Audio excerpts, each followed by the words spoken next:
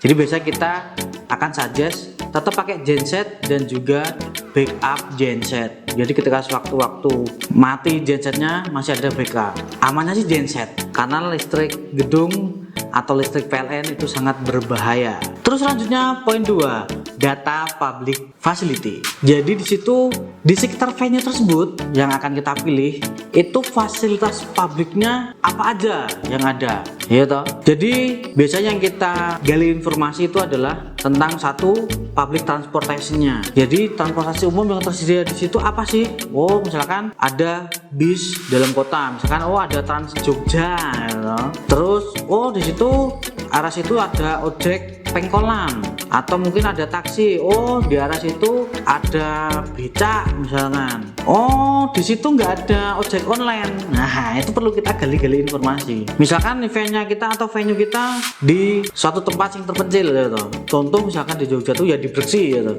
Nah area ke Brexit itu nggak ada transportasi publiknya. Jadi bis umum tuh nggak ada arah ke sana. Berarti kita harus menyediakan shuttle bus sendiri atau apalah transportasi apa yang untuk menuju ke venue kita. Jadi itu harus kita gali gitu. Apakah ada bis umum, angkot misalnya, becak, terus ojek online, taksi online, apapun itu.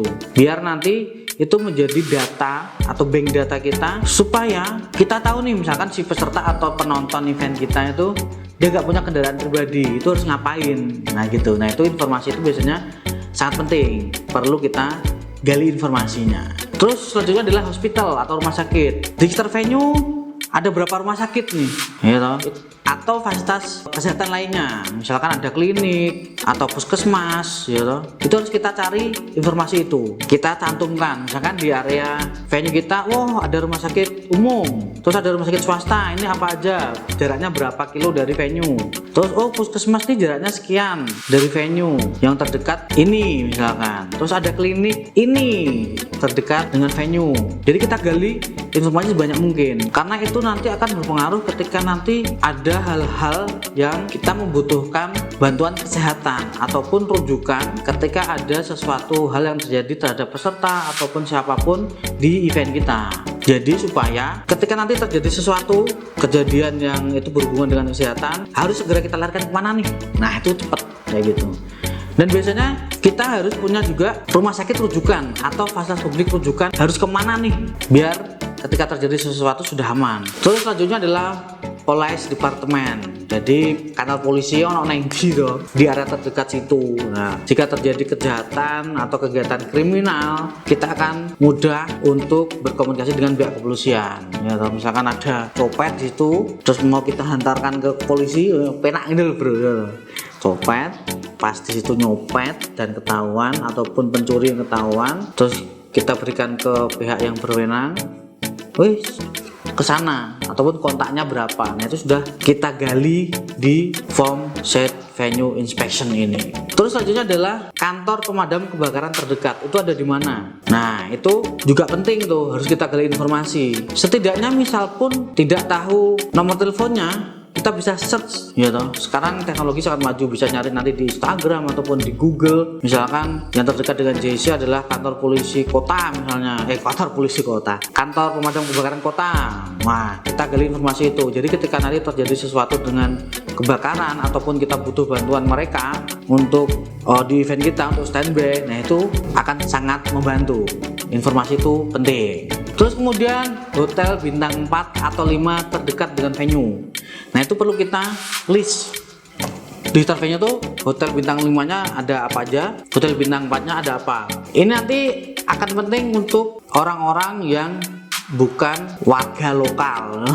Jadi ini kalau untuk orang-orang misalkan eventnya di Jogja ya toh, ini orang-orang Jakarta ataupun si klien ataupun undangan atau peserta event kita atau penonton, nah itu akan menjadi informasi yang penting. Oh di sekitar sini hotel yang terdekat ada ini untuk hotel bintang 5 dan bintang 4 nya. Terus kemudian hotel bintang 2 ataupun 3 yang terdekat venue itu ada apa aja. Terus kita cari, harus kita list. Setidaknya ada alamat segala macam, nanti biar kita mudah tahu oh berada di sini hotel bintang 2 dan 3 ada di sini. Terus kemudian harus kita gali juga misalkan homestay, kos harian misalnya. Terus hostel. Jadi penginapan yang skala murah ini penting juga, karena kita nggak tahu ya si penonton event kita atau si peserta event kita itu dari kalangan apa aja. Jadi dari hotel termurah hingga termahal itu kita sudah punya list yang terdekat dengan venue, karena itu akan sangat membantu kepada mereka. Terus poin ketiga adalah venue details ya. Nah ini biasanya yang kita gali informasi itu ada main room. Jadi ruangan yang akan kita pakai itu apa? Oh misalkan ballroom, misalkan ini di hotel, nah di hotel tentrem, oh pakai ballroom hotel. Terus bentuknya ini bidangnya apa? Apakah dia persegi panjang, persegi, atau trapesium? Nah ini perlu kita cari informasi itu, ataupun kita setidaknya melihat informasi terkait itu, bentuknya apa. Terus kemudian adalah warna dinding, ini penting. Jadi kenapa kok penting? Karena itu kaitannya nanti dengan dekorasi event kita. Jadi dekonya nanti, oh misalkan warna dindingnya adalah coklat atau krem ya. Terus kemudian tema event kita adalah misalkan hitam gitu. Nah ini cocok gak nih? Oh perlu di deko, dikasih black curtain misalkan, dikasih kain biar tema hitam. Nah seperti itu perlu kita gali informasinya, warna dinding gitu. Kemudian ukuran panjang kali lebar, luasnya tuh berapa. Nah itu kan jelas lah ya toh. Kita survei venue itu ya nyari panjangnya berapa, lebarnya berapa, terus tingginya berapa. Nah itu penting. Nah ngerti yuk kita nyurvei utamanya itu. Terus kemudian tinggi ceiling, jadi tinggi bawah sampai atap itu berapa ya toh. Itu perlu kita gali informasi, karena itu kaitannya nanti misalkan kita mau pasang deko ataupun mau pasang apapun itulah. Jadi nanti si vendor ataupun kita dari desain segala macam itu sudah ngerti, oh ukurannya segini dari lantai ke atap. Terus jangan lupa di sini juga kita perlu gali informasi tinggi lighting dari ceiling. Nah itu dari lantai ke lighting. Misalnya gini, kalau teman-teman biasa event di hotel gitu kan, oke ini tinggi atapnya segini gitu. Nah nanti biasanya akan ada sedikit turun ke bawah itu untuk lighting misalnya. Nah itu perlu kita gali informasi, karena nanti itu kaitannya dengan dekorasi juga.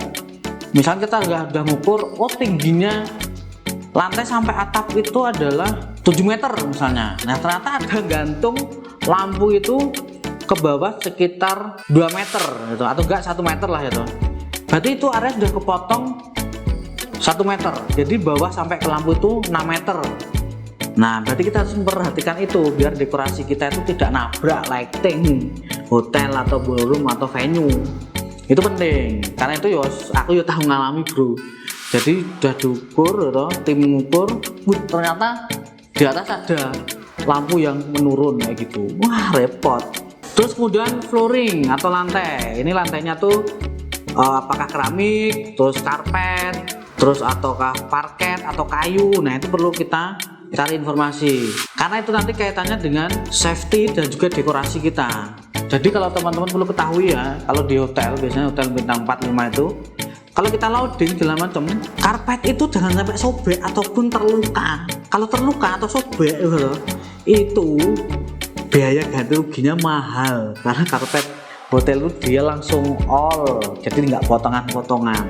Jadi misalkan lantainya karpet, oh perlu dialasin dulu untuk pasang panggung, oh perlu kita alasin dulu untuk naruh modul-modul atau alat-alat kita. Jadi jangan langsung ke karpet, itu penting. Terus kita gali informasi ruangannya ini AC atau non AC ya toh. Misalkan ruangannya kok nggak AC ya, wah nanti peserta bisa ngewel keringetan ya, sumu, ipet-ipet, nggak konsen dengan event kita. Nah perlu kita antisipasi apa? Oh dikasih AC, misalkan ini indoor loh ya, atau enggak ya dikasih apa, misty fan, kipas angin embun itu. Nah jadi itu penting. Terus kemudian ukuran stage ya toh. Misalkan di venue tersebut sudah ada stage ya kan, kita ukur ukurannya berapa. Jadi oh panggung permainannya udah ada di sana ya toh, di venue itu ukurannya adalah 4x6. Waduh, tapi kita butuhnya adalah 6x8 nih. Wah berarti misalkan bisa aja tinggal nambahin stage itu, kita custom, kita tambahin biar jadi 68 atau kita bawa sendiri. Nah itu informasi itu penting, karena itu akan ngirit daya. Misalkan di situ oh udah ada stage nya, udah include ya toh. ukurannya sekian gitu. Nah itu informasi itu perlu kita gali ya.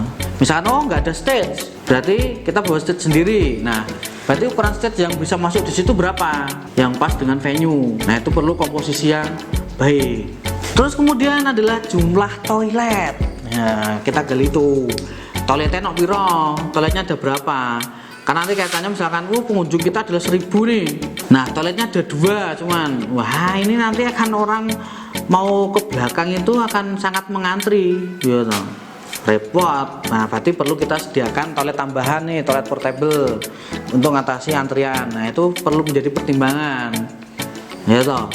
Jangan lupa toiletnya ada berapa, karena ini urusan penting, urusan pribadi yang sangat penting, toilet. Terus kemudian artist room atau make up room itu ada enggak? Nah itu kaitannya nanti penting, misalkan untuk backstage, untuk ruangan artis nunggu dulu sebelum perform, atau ruangan si siapa pembicara sebelum perform. Nah itu harus kita sediakan ruangan, nunggunya di mana nih gitu.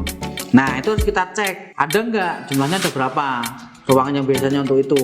Nah kalaupun nggak ada, kita harus gali informasi kira-kira untuk tempat artist room cocoknya di mana. Nah, nanti perlu kita bikinkan misalkan pakai partisi, atau kita bikin entah bagaimana lah ya toh, untuk artist room, make up room, atau mungkin untuk ruangan VIP juga. Terus kita gali informasi ruangan ini smoking atau non smoking ya toh. Nanti biar nggak berbahaya, karena misalkan ada venue tertentu misalkan di situ nggak boleh merokok, nanti kalau merokok kena charge. Nah itu penting. Terus kemudian adalah ukuran pintu utama atau main gate itu berapa, ukurannya berapa, panjangnya berapa, lebarnya berapa, tingginya berapa. Nah itu nanti kaitannya misalkan teman-teman mau ngasih deko ya toh, ataupun untuk akses masuk tuh ukuran sekian, berarti bisa dibagi 2 nih. Misalkan ukurannya adalah 6 meter lebarnya, berarti bisa keluar masuknya di satu pintu keluar masuk.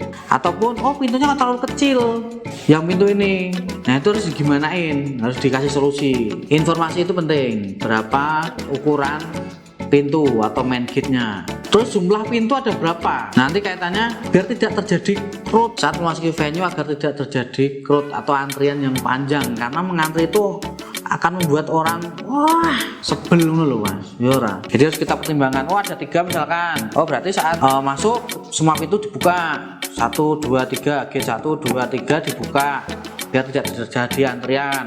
Nah gitu. Terus di situ ada nggak tribun misalkan, ini kalau ada ya, jadi tribun capacity misalkan di area gor mana wedding ada tribun. Nah tribunnya kapasitasnya berapa, itu perlu kita catat. Kemudian jumlah dan ukuran jendela, ini perlu kita gali juga, apakah di situ ada jendela atau tidak. Ngopo kok ada jendela baik, kita perlu gali informasi. Nah itu kaitannya dengan sirkulasi udara ya. Sirkulasi udara, apakah ruangan ini tertutup full? Kalau tertutup full, kalau dikasih AC aman gitu.